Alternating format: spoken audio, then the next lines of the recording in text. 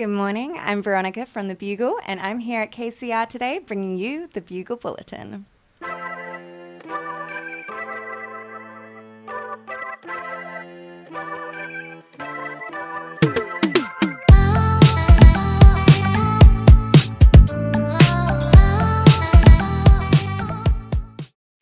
Our front page story this week follows Jamberoo resident Ross Chisholm, who is ensuring his late wife Deb's art lives on at the number 19 gallery at Jamberoo.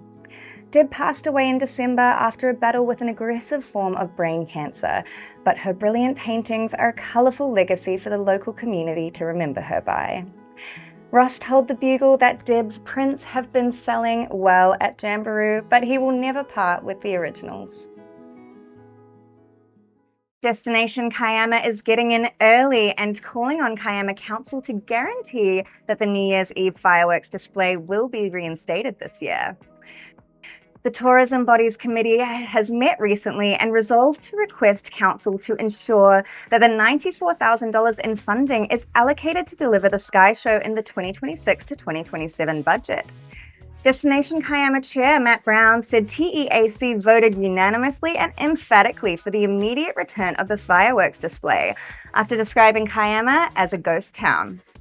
In the quiet rolling hills of Jarara, horses are helping disabled children find their voice at the Riding for Disabled Association Illawarra Centre. Equine therapy is increasingly recognized as a multi-module intervention that uses the horse to enhance core impairments in autism spectrum disorder. The center cares for 9 horses, and the program is kept alive by a crew of loyal, dedicated South Coast locals, and some have been there for over 33 years. Serena Copley is fed up with what she perceives as a lot of talk but not enough action in the Kiama electorate. The former Shoalhaven councillor has been endorsed to run again for the Liberal Party in the next state election early next year, after she was a distant runner-up to Caitlin McInerney in the last September's by-election. Copley said it appears McInerney and the Labour Party are happy to mark time in the 18-month period from the by-election to next year's statewide poll. Kells is continuing its tradition of giving back to the community by returning as the major sponsor of Kiama Rugby Sevens for the 4th year in a row. And they will be on the board for the next 2 as well. The 54th annual tournament will be held at the Kiama Showground on Saturday, the 28th of February, starting at 8 a.m., with 44 teams coming far and wide to compete for the prestigious trophy. Kells has been in Kiama since April 2020 after acquiring Martin & Holmes Legal, becoming the 6th office for the law firm throughout the Illawarra and Sydney regions. Kiama Council has also reached an agreement with Sydney-based developer Level 33 over the proposed Eland development at Burrell Street, which overlooks Surf Beach.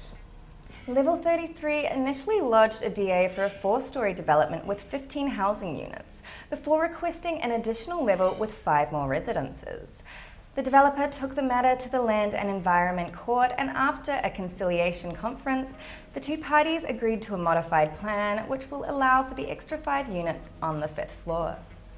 Kiama Presbyterian Church is appealing to the public for information after its charity bins were damaged and mattresses were dumped at the op shop.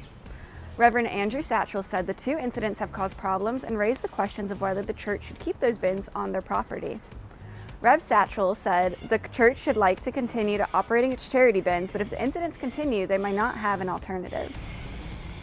And if you're out and about in Kiama, you might have noticed our new Bugle stands made especially by the Kiama Meds Shed just for us.